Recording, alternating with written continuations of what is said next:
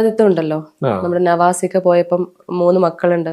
മക്കളോടുള്ള ഒരു ഉത്തരവാദിത്വം, ഒരു കുടുംബത്തിന്റെ മൊത്തം ഉത്തരവാദിത്വം ഇനി മുഴുവൻ നിയാസിക്ക. അങ്ങനെ ഇല്ല, അങ്ങനെ ഒരാളും ഇല്ല, ഇങ്ങനെ ഒരു ഹാങ്കറും ഇല്ല. സത്യമുള്ള കാര്യം പറയാമല്ലോ, നമ്മുടെ മലയാളികൾക്ക് നഷ്ടപ്പെട്ടു പോയ ഒരുപാട് അനുഗ്രഹീത കലാകാരന്മാരുണ്ട്. കലാഭവൻ മണി, കൊച്ചിൻ ഹനീഫ, അങ്ങനെ ഒരുപാട് പേര്. ആ കൂട്ടത്തിലുള്ള ഒരു വ്യക്തിയാണ് കലാഭവൻ നവാസ് എന്ന് പറയുന്ന ഒരു വ്യക്തി. അദ്ദേഹം മരണപ്പെട്ടു എങ്കിലും പെട്ടെന്ന് നമുക്ക് വിശ്വസിക്കാനും ഉൾക്കൊള്ളാനും പറ്റാത്തൊരു സിറ്റുവേഷനായിരുന്നു. പ്രത്യേകിച്ച് കിടപ്പിലാവുക അല്ലെങ്കിൽ എന്തെങ്കിലും അസുഖം വന്ന് കിടക്കുകയോ ഒന്നും ചെയ്തതല്ല. ഞങ്ങൾ മലയാളികൾ ഇതേ ഇങ്ങനെ ന്യൂസ് സ്ക്രോൾ ചെയ്തുകൊണ്ടിരിക്കുന്ന സമയത്ത് പെട്ടെന്ന് വന്നൊരു ന്യൂസാണ്, പെട്ടെന്നുണ്ടായ ഒരു മരണവുമാണ്. ആരും പ്രതീക്ഷിക്കുന്നുമില്ല.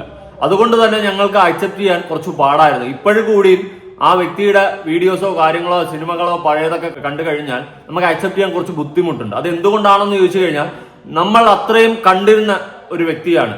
മാൻഡ്രക്ക്, അങ്ങനെ ഒരുപാട് പടങ്ങൾ എക്സാമ്പിൾ പറഞ്ഞതേ ഉള്ളൂ. അപ്പൊ നമ്മളെ ഒരു സമയത്ത് ഒരുപാട് ചിരിപ്പിച്ചിട്ടുള്ള വ്യക്തിയായിരുന്നു ഈ കലാഭവൻ നവാസ് എന്ന് പറയുന്ന വ്യക്തി.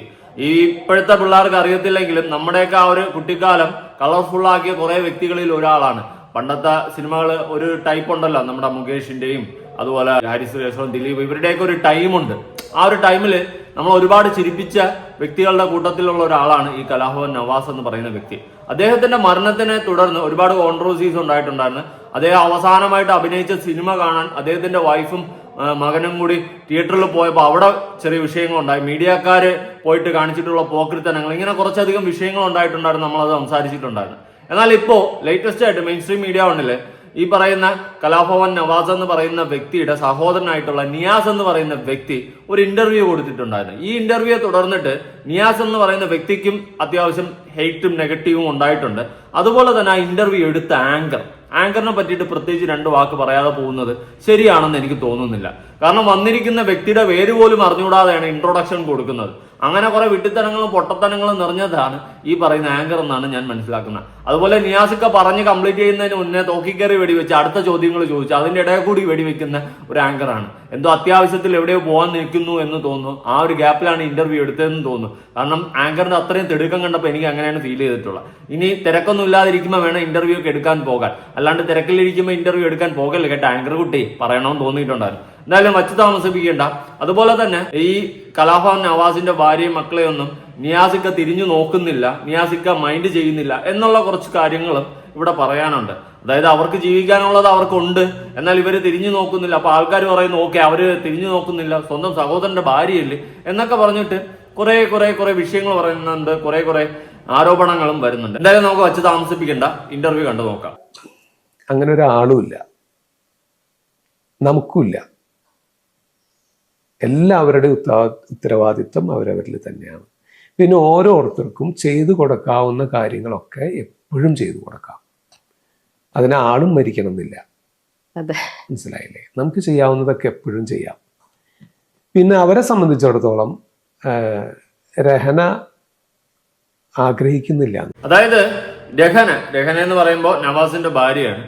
ഈ നവാസിന്റെ ഭാര്യയെ ഇപ്പോ ഇവരാരും തിരിഞ്ഞു നോക്കുന്നില്ല, സഹായിക്കുന്നില്ല എന്നൊക്കെയുള്ള ഒരു രീതിയിലുള്ള ടൈപ്പ് ക്വസ്റ്റ്യനും അതിന് തുടർന്നുള്ള ഉത്തരവാണ് പറയുന്നത്. അതായത് ഇവിടെ നിയാസിക്ക പറയുന്നതെന്ന് വെച്ച് കഴിഞ്ഞാൽ അവരാരുടെയും സഹായം ആഗ്രഹിക്കുന്നില്ല, അതുപോലെ അവർക്ക് ജീവിക്കാനുള്ളതുണ്ട്, എന്നാൽ ജീവിക്കാൻ ഇത്രയും കോടി ഉണ്ട് എന്നൊക്കെ ഉള്ള രീതിയിൽ പറയുമ്പോൾ എനിക്കത് യോജിപ്പില്ല കേട്ടോ. അത് പറയണമെന്ന് തോന്നി. കാരണം അവരുടെ സമ്പാദ്യം, അവരുടെ ആ ഒരു കാര്യങ്ങളൊക്കെ വിളിച്ച് പറയേണ്ട കാര്യമില്ലായിരുന്നു. ചിലപ്പോൾ അവർക്ക് താല്പര്യം കാണത്തില്ല അതിങ്ങനെ പബ്ലിക്കിന്റെ മുന്നിൽ വിളിച്ച് പറയുമ്പോൾ. എന്നാൽ നിയാസിക്ക അവിടെ കാണിച്ചത് ഒരു മിസ്റ്റേക്ക് ആയിട്ട് എനിക്ക് ഫീൽ ചെയ്തു. പക്ഷേ ഈ പറഞ്ഞത് കുഴപ്പമൊന്നുമില്ല. ഇപ്പൊ അവർക്ക് ആരുടെയും സഹായം വേണ്ട, ജീവിക്കാനുള്ള വകുപ്പ് കാര്യങ്ങളൊക്കെ നവാസിക്ക തന്നെ ഉണ്ടാക്കി വെച്ചിട്ടുണ്ട്. അതുകൊണ്ട് അവർ അടിപൊളിയായിട്ട് ജീവിക്കുന്നുണ്ട്. ഓക്കെ, ഈ നവാസിക്കയെ പറ്റിയിട്ട് ഈ പറയുന്ന ആങ്കർ ചോദിക്കുന്ന കുറച്ച് ചോദ്യങ്ങളും അതിനെ തുടർന്നുള്ള കുറച്ച് കാര്യങ്ങൾ വന്നപ്പോൾ എനിക്ക് എവിടെയോ വിയോജിപ്പ് തോന്നിയിട്ടുണ്ട്. നിയാസിക്ക പറയുന്നതിലല്ല, ആങ്കർ പറയുന്നതിലും ചോദിക്കുന്നതിലും. എന്തായാലും ഇവിടെ നിയാസിക്ക പറഞ്ഞു വെക്കുന്നതെന്ന് വെച്ച് കഴിഞ്ഞാൽ അവർക്ക് ജീവിക്കാനുള്ളതുണ്ട്, അവർക്ക് ആരുടെയും സഹായം വേണ്ട, അവർ ജീവിക്കുന്നുണ്ട്. ഒരാളെ നമുക്ക് സഹായിക്കണമെന്നുണ്ടെങ്കിൽ അയാൾ മരിക്കണമെന്നൊന്നുമില്ല. അയാളെ കുടുംബത്തിനെ സഹായിക്കണമെങ്കിൽ അയാൾ ജീവിച്ചിരിക്കുമ്പോഴും സഹായിക്കാം. ഇനി അവർക്ക് എന്തെങ്കിലും പ്രശ്നമുണ്ടെന്ന് പറഞ്ഞു കഴിഞ്ഞാൽ നമുക്ക് സഹായിക്കാം, അതൊക്കെ ആയിക്കൂടെ. അല്ലാണ്ട് ഇതിന്റെ ഇടയിലൊക്കെ വന്നിട്ട് ഇതൊക്കെ വലിയ സംഭവമാക്കി അതിനെ എടുത്ത് കുറ്റപ്പെടുത്തി നവാസിക്കയുടെ കുടുംബത്തിനെ സഹായിക്കുന്നില്ല, തിരിഞ്ഞു നോക്കുന്നില്ല എന്നൊക്കെ പറയുന്നതിൽ അർത്ഥമുണ്ടെന്ന് എനിക്ക് തോന്നുന്നില്ല. ഇപ്പൊ നവാസിക്കയുടെ ഭാര്യ എന്തെങ്കിലും ഒരു ആവശ്യമായിട്ട് നിയാസിക്കയുടെ അടുത്ത് പോയിട്ട് ഒരു സഹായം വേണമെന്ന് പറഞ്ഞു കഴിഞ്ഞാൽ അത് സഹായിച്ചില്ലെങ്കിൽ വീണ്ടും നമുക്ക് പറയാം സ്വന്തം സഹോദരന്റെ ഭാര്യയ്ക്ക് ഒരു ആപത്ത് വന്നിട്ട് അല്ലെങ്കിൽ ഈ ഒരു ഗതികേടിൽ നിൽക്കുന്ന സമയത്ത് സഹായിച്ചില്ല എന്ന് വേണമെങ്കിൽ നമുക്ക് പറയാം. പക്ഷെ ഇവിടെ നവാസിക്കയുടെ ഭാര്യയ്ക്ക് സഹായങ്ങളൊന്നും വേണ്ട, അവർക്ക് ജീവിക്കാനുള്ള വകുപ്പുണ്ട്. ഇനി എന്തെങ്കിലും സഹായം കാലത്തിനപ്പുറത്ത് വന്നു കഴിഞ്ഞാൽ അന്ന് നോക്കാമെന്നുള്ള രീതിയിലായിരിക്കണം ഈ പറയുന്ന നവാസിക്കയുടെ ഭാര്യ പറഞ്ഞു വച്ചിട്ടുള്ളത്. അതിനെ തുടർന്ന് നിയാസിക്ക തിരിഞ്ഞു നോക്കുന്നില്ല, സഹായിക്കുന്നില്ല എന്ന് പറഞ്ഞുകൊണ്ട് അങ്ങനെ നെഞ്ചത്തോട്ട് പൊങ്കാലിടാൻ കയറിയിട്ട് ഒരു കാര്യമുള്ളതായിട്ട് എനിക്ക് തോന്നുന്നില്ല. രഹന ആഗ്രഹിക്കുന്നില്ല എന്നുള്ളതാണ്. ആരും ഒന്നും ചെയ്യേണ്ടതില്ല. കാരണം നവാസിൻ്റെ ഒരു താല്പര്യം അതാണ്. നവാസ് അധ്വാനിച്ച് വെച്ചതുണ്ട്, അതുകൊണ്ട് ജീവിക്കുക എന്നുള്ളതാണ്. ആരും ഡിപ്പെൻഡ് ചെയ്യാൻ ആഗ്രഹിക്കുന്നില്ല അവർ. അത് എന്നെ സംബന്ധിച്ചിടത്തോളം നമുക്ക് ചെയ്യാൻ പറ്റാത്തതിൽ വേദനയുണ്ട്, അതിനോടൊപ്പം തന്നെ അങ്ങേയറ്റം സന്തോഷിക്കുന്നുണ്ട്. കാരണം അങ്ങനെ പറയാൻ പ്രാപ്തരായല്ലോ അവര്. അതെ, അത് വലിയൊരു കാര്യമല്ലേ. ഇപ്പൊ നവാസിന്റെ ഭാര്യ പറയുന്നുണ്ട്, ഞങ്ങൾക്ക് ആരുടെ സഹായം വേണ്ട, ജീവിക്കാനുള്ളതുണ്ട്. ഇനി സഹായം കാലത്തിനപ്പുറത്ത് ആവശ്യം വന്നു കഴിഞ്ഞാൽ അന്ന് തേടിപ്പോ, അല്ലാത്ത പക്ഷം അവർക്ക് ജീവിക്കാനുള്ളതുണ്ട്. പക്ഷെ അത് വലിയൊരു സന്തോഷമുള്ള കാര്യം തന്നെയാണ് നിയാസിക്ക് സംബന്ധിച്ചിട്ട്, അല്ലെ. ആ കുടുംബം അത്രയും സെറ്റിൽഡ് ആണ്, അല്ലെങ്കിൽ അവർക്ക് ജീവിക്കാനുള്ള വകുപ്പുണ്ട്. അത് നല്ലൊരു കാര്യമല്ലേ. ഇനി ഇവർക്ക് സഹായിക്കാൻ പറ്റാത്തതിന്റെ സങ്കടം ഉണ്ടാവണമെന്നൊന്നും ഞാൻ പറയത്തില്ല. കാരണം അങ്ങനെ സങ്കടപ്പെടേണ്ട കാര്യമില്ല. കാരണം അവർക്ക് ജീവിക്കാനുള്ളതുണ്ടെങ്കിൽ അവരെ സഹായിക്കാൻ വേണ്ടിയിട്ട് നമ്മൾ പോകേണ്ട കാര്യമൊന്നുമില്ല. ഇനി അവർക്ക് എന്തെങ്കിലും സഹായം വേണമെന്ന് അവർ പറയുക, അല്ലെങ്കിൽ അവരത്രയും ഗതികേടിലാണ് നമുക്ക് തോന്നുകയോ ചെയ്തു കഴിഞ്ഞാൽ നമുക്ക് സഹായിക്കാം. അല്ലാത്ത പക്ഷം അവർ ജീവിക്കാനുള്ളതുണ്ടെങ്കിൽ അവർ ജീവിക്കട്ടെ എന്ന് തന്നെയാണ് എനിക്കും പറയാനുള്ളത്. അതുകൊണ്ട് ഇനിയിപ്പോൾ ഇവർ തിരിഞ്ഞു നോക്കുന്നില്ല, സഹായിക്കുന്നില്ല എന്ന് നാട്ടുകാർ പറയാൻ തുടങ്ങി കഴിഞ്ഞാൽ അതിൽ എനിക്ക് യോജിപ്പില്ല കേട്ടോ. അവർക്ക് ജീവിക്കാനുള്ളതുണ്ടെങ്കിൽ പിന്നെ അവർക്ക് ജീവിച്ചൂടെ, അല്ലെ. ഇനിയിപ്പോ ഇതിനെ കുറ്റപ്പെടുത്തിയിട്ട് നിയാസിക്ക് എടുത്തിട്ട് വറുത്തിട്ട് അലക്കിയിട്ടും ഒന്നും ഒരു കാര്യമുള്ളതായിട്ട് എനിക്ക് തോന്നുന്നില്ല. ഞാൻ എൻ്റെ ഒരു അഭിപ്രായം പറഞ്ഞാണ്, അവർക്ക് ജീവിക്കാനുള്ളതുണ്ടെങ്കിൽ അവർ ജീവിക്കട്ടെ, അല്ലെ. അതല്ലേ അതിൻ്റെ ഒരു ശരി. അങ്ങനെയാണ് എനിക്ക് ഫീൽ ചെയ്യുന്നത്. എൻ്റെ ഒരു ഒപ്പീനിയൻ പറഞ്ഞതാണ്. ചെയ്യാനുള്ളത് ഈ സ്റ്റെം സീനും ഇതൊക്കെ ഉണ്ടായിരുന്നുള്ളൂ, അവർ മാറ്റി ചെയ്തു. ദോഷിക്കുന്നുണ്ട്. കാരണം അങ്ങനെ പറയാൻ പ്രാപ്തരായല്ലോ അവര്. ഇല്ലെങ്കിൽ എന്ത് ചെയ്യും? എന്തുകൊണ്ടാണ് നമ്മളൊക്കെ സഹജീവികളുമായിട്ട് നല്ല രീതിയിൽ സഹവർത്തിച്ച് പോകുന്നത്? ഈ ഉത്തരവാദിത്വം ഉണ്ടല്ലോ. ഈ ആങ്കറിന് സത്യത്തിന് എന്തിന്റെ കേടാണ്? നിങ്ങൾ ഇന്റർവ്യൂ എടുക്കാൻ വന്നതാണോ? നിങ്ങൾക്ക് ചോദ്യം മാത്രം ചോദിച്ചുകൊണ്ടിരിക്കാൻ വേണ്ടിയിട്ട് വന്നതാണോ? അറിയാൻ പാടില്ലാത്തോണ്ട് ചോദിക്കുകയാണ്. നിയാസിക്ക് എന്തെങ്കിലും പറയാൻ വരുമ്പോൾ തൂക്കി കയറി വെടിവെച്ചിട്ട് അങ്ങോട്ട് കയറി അണ്ണാക്കി കൊടുത്തോണ്ട്, അല്ലെങ്കിൽ അങ്ങോട്ട് അണ്ണാക്കി ചാടി കയറിക്കൊണ്ടിരുന്ന് ക്വസ്റ്റ്യൻ ചോദിച്ചുകൊണ്ടിരിക്കുകയാണ്. ക്വസ്റ്റ്യൻ മാത്രമേ ചോദിക്കാനുള്ളൂ, ഉത്തരം ഇങ്ങോട്ട് പറയും കംപ്ലീറ്റ് ചെയ്യാൻ സമ്മതിക്കത്തില്ല. അതിന് മുമ്പ് കയറി അങ്ങ് വെടിവെക്കുകയാണ്. എന്ത് ആങ്കറിങ്ങാ? നിങ്ങൾക്ക് വല്ല തേങ്ങ അറിയാവോ? വല്ല അറിയാവുന്നവരെയൊക്കെ പിടിച്ച് മെയിൻ സ്ട്രീം മീഡിയ ഉണ്ടെങ്കിൽ പിടിച്ച് ഇരുത്തിക്കൂടായിരുന്ന? ഇതുപോലത്തെ അതിനൊക്കെ പിടിച്ച് എന്തിനാണ് ആങ്കറിങ്ങിനെ ഇരുത്തിയത്? അതിനാണെങ്കിൽ ഒരു തേങ്ങ അറിയത്തുമില്ല. ചോദ്യം ചോദിക്കാൻ അറിവില്ലെങ്കിൽ, അല്ലെങ്കിൽ ഒരാൾ പറയുന്ന മൊത്തം കേട്ടിട്ട് അടുത്ത ചോദ്യം ചോദിക്കാനുള്ള ബോധമില്ലെങ്കിൽ ഇതുപോലത്തെ തന്നെ ഒന്നും പിടിച്ച് ആങ്കറിങ്ങിനെ ഇരുത്തരുത്. അതാണ് എനിക്ക് പറയാനുള്ളത്. ഈ ആങ്കർ എടുത്ത ഈ പെണ്ണ് എന്താണ് പറയുന്നത്, എന്താണ് ചെയ്യുന്നത്? ഇവിടെ നിയാസിക്ക ഒരു കാര്യം പറഞ്ഞത് കംപ്ലീറ്റ് ചെയ്യുന്നില്ല, ചെയ്യുന്നതിന് മുന്നേ തന്നെ അടുത്ത ചോദ്യം എടുത്തിടുന്നു. അതിന്റെ ഇടയിലും നിയാസിക്ക അത് പറഞ്ഞ് കംപ്ലീറ്റ് ചെയ്യുന്നുണ്ട്. പക്ഷെ ഇവള് സമ്മതിക്കുന്നില്ല, അടുത്ത ചോദ്യം ഇട്ടുകൊണ്ടിരിക്കുകയാണ്. പക്ഷെ നിയാസിക്ക നൈസായിട്ട് ഹാൻഡിൽ ചെയ്ത് അത് കംപ്ലീറ്റ് ചെയ്തിട്ട് തന്നെയാണ് അടുത്ത് പറയുന്നത്. പക്ഷെ ഇവള് സമ്മതിക്കുന്നില്ല. ഇവള് പൂർണ്ണമായിട്ട് പറയുന്നതിന് മുന്നേ അടുത്ത ചോദ്യം എടുത്ത് അങ്ങ് ഇട്ട് കൊടുക്കുകയാണ്. എന്തോന്നട ഇത്? മെയിൻ സ്ട്രീം മീഡിയ ഓൺ ഇനിയെങ്കിലും ആങ്കറിങ് ചെയ്യുന്ന ആൾക്കാരൊക്കെ ഒന്ന് നോക്കിയും കണ്ടൊക്കെ എടുക്കുക. ഇതുപോലത്തെ വിവരമില്ലാത്തതിനൊക്കെ പിടിച്ച് ഇരുത്തി കഴിഞ്ഞാൽ ആങ്കറിങ് ഫ്ലോപ്പാ നിങ്ങളുടെ ചാനലിന്റെ ഇതിനെയായിരിക്കും ബാധിക്കുന്നത്. ചുമ്മാ അങ്ങ് കയറി വെടിവെക്കുക അങ്ങോട്ട്. അങ്ങനെ ഫുള്ള് പറഞ്ഞു തീർക്കാനും സമ്മതിക്കുന്നില്ല.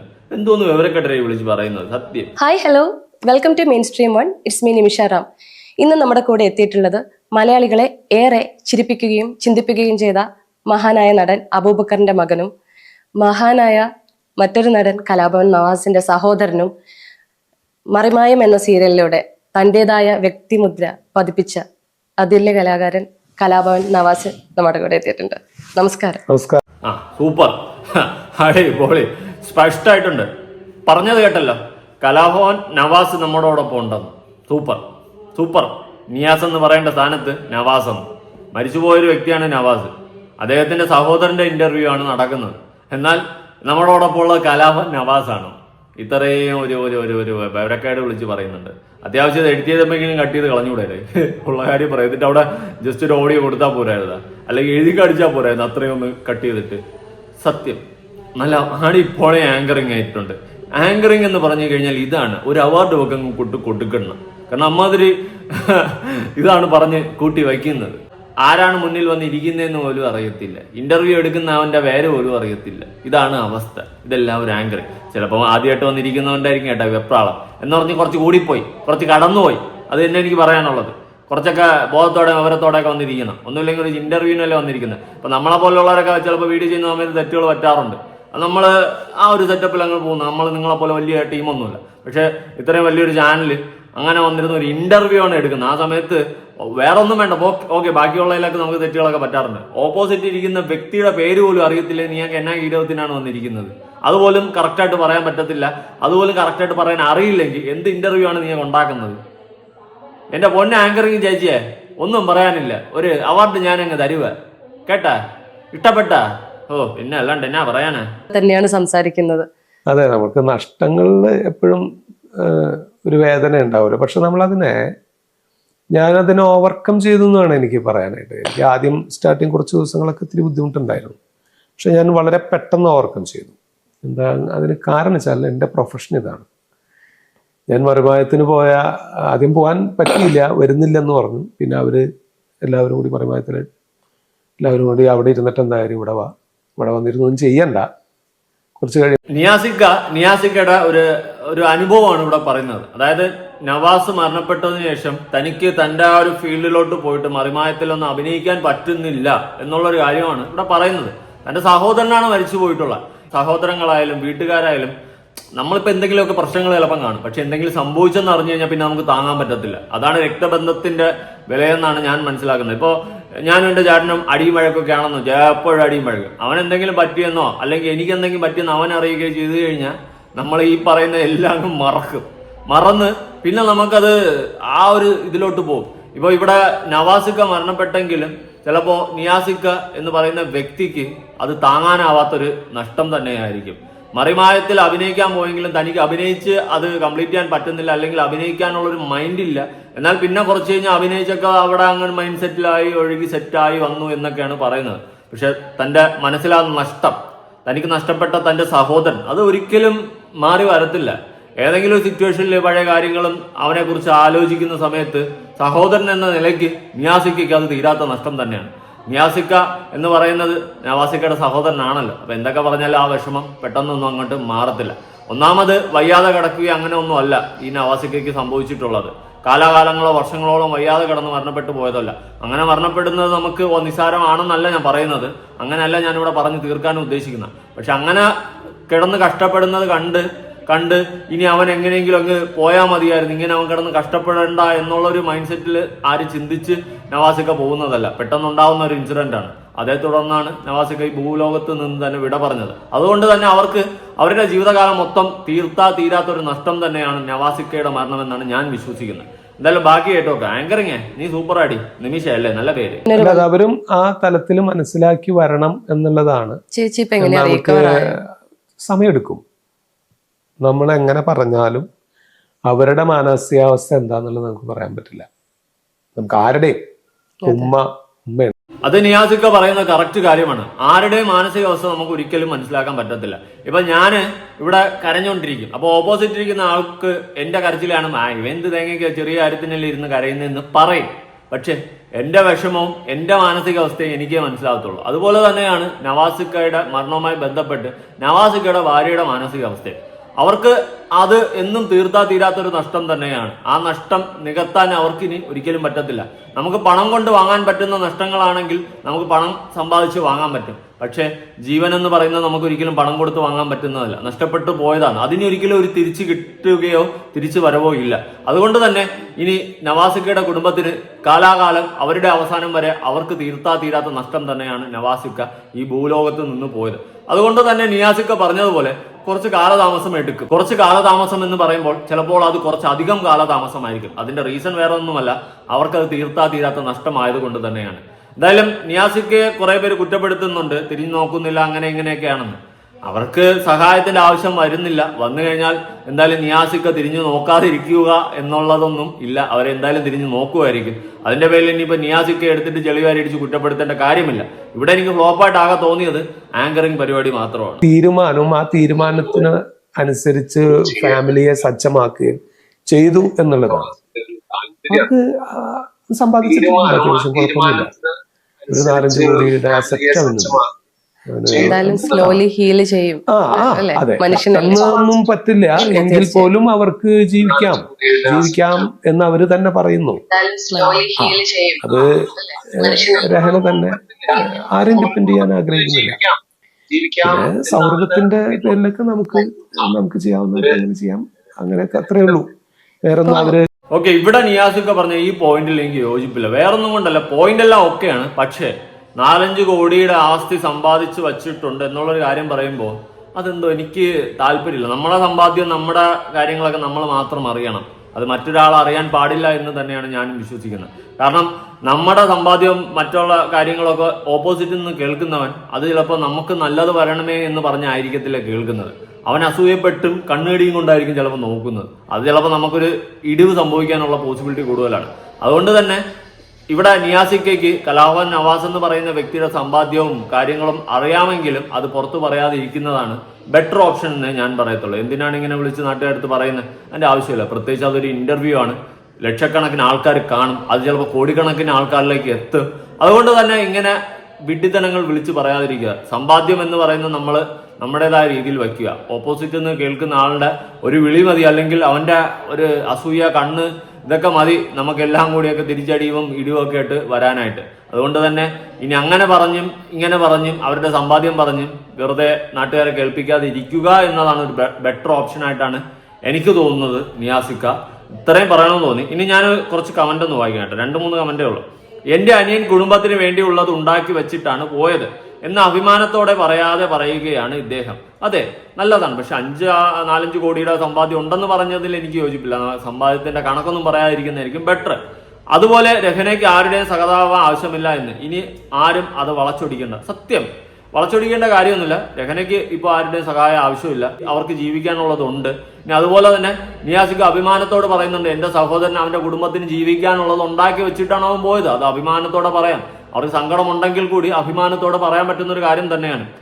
കുടുംബകാര്യങ്ങൾ സംസാരിക്കാൻ വേണ്ടി മറ്റുള്ളവർക്ക് ഇന്റർവ്യൂ കൊടുക്കാതിരിക്കുക, അതും ഒരു നല്ലൊരു കാര്യമാണ്. ഈ പറഞ്ഞ കമന്റ്, നമ്മുടെ കുടുംബകാര്യങ്ങൾ സംസാരിക്കാൻ വേണ്ടിയിട്ട് ഒരു ഇന്റർവ്യൂ കൊടുക്കാതിരിക്കുക. കാരണം കുടുംബകാര്യങ്ങൾ എപ്പോഴും നമ്മുടെ കുടുംബത്തിനുള്ളിൽ നിൽക്കണം. ഇപ്പൊ ഇങ്ങനെ ഒരു ഇന്റർവ്യൂ കൊടുത്തിട്ട് ഇനിയിപ്പോൾ ആൾക്കാരുടെ സഹതാപം പിടിച്ചു പറ്റേണ്ട കാര്യമൊന്നുമില്ല. അല്ലെങ്കിൽ ഇങ്ങനത്തെ ഒരു ഇന്റർവ്യൂവിന്റെ പിന്നാലെ ഇനി ചിലപ്പോൾ വരുന്ന കോൺട്രവേഴ്സികൾ വേറെ ആയിരിക്കും. അല്ലെങ്കിൽ തന്നെ ഒരുപാട് മീഡിയക്കാരൊക്കെ ഇതിനെയൊക്കെ എടുത്ത് വളച്ചൊടിക്കാനും തുടങ്ങിയിട്ടുണ്ട്. അവതാരിയല്ലല്ല, അവതാരികയ്ക്ക് കുറച്ചുകൂടി പൊതുവിവരമാവാം. അത് ഒട്ടുമില്ല, ലെവലേഷമില്ല, 7 അയലത്തൂടി പോയിട്ടില്ല എന്നുള്ളൊരു കാര്യം വളരെ വ്യക്തമാണ്. കാരണം വിവരവും ബോധവും പൊക്കണവും ഇല്ലാണ്ടാണ് ഈ ഇന്റർവ്യൂ എടുത്തിട്ടുള്ള ചേച്ചി കെട്ടെന്ന് അങ്ങോട്ട് മെഴുകുന്നത്. മനസ്സിലായ? ആ ഇന്റർവ്യൂ എടുക്കുന്ന ലേഡിക്കാണെങ്കിൽ ഒരു വിവരവും ഇല്ല. ഇതൊക്കെ എവിടെ പറഞ്ഞാൻ പോകുന്നതാണെന്ന്. പിന്നെ ഓപ്പോസിറ്റ് ഇരിക്കുന്ന ആളുടെ ആ ഒരു പേര് പോലും അറിയത്തില്ല. മരിച്ചുപോയ ആളുടെ സഹോദരൻ വന്നപ്പോൾ മരിച്ചുപോയ ആളുടെ പേര് പറഞ്ഞിട്ട് ക്ഷണിച്ച് പിടിച്ച് ഇന്റർവ്യൂവിന് ഇരുത്താണ്. ഇതൊക്കെയാണ് അവസ്ഥ. എന്തായാലും സ്പഷ്ടമായിട്ടുണ്ട്. ഇന്റർവ്യൂ എടുത്ത ചേച്ചി അഭിനന്ദനങ്ങൾ വാരിക്കൂട്ടിക. എനിക്ക് നിയാസിക്ക എടുത്ത് പറയാനുള്ള ഒരു കാര്യം എന്ന് വെച്ച് കഴിഞ്ഞാൽ, നിങ്ങളുടെ കുടുംബകാര്യമാണ്. ഓക്കെ, നാട്ടുകാരെ നിങ്ങളെ അറിയിക്കുന്നുണ്ട്, എനിക്കതിൽ യോജിപ്പില്ല കേട്ടോ. അത് നിങ്ങളുടെ കുടുംബത്തിനുള്ളിൽ നിൽക്കുക.